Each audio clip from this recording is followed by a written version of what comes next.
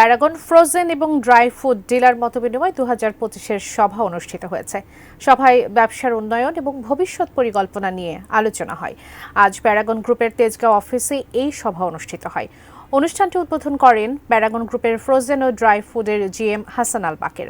সভায় গ্রাহকদের বিভিন্ন অভিজ্ঞতার কথা শোনা হয়। তার আলোকে ব্যবসার অগ্রগতি ও সম্ভাবনা নিয়ে আলোচনা করা হয়। এছাড়া ব্যবসার উন্নয়নের বিভিন্ন দিক নির্দেশনামূলক আলোচনা হয়। এই আয়োজনের মাধ্যমে কোম্পানি এবং ডিলারদের মধ্যে সম্পর্ক আরও শক্তিশালী হবে বলে মনে করেন আয়োজকেরা।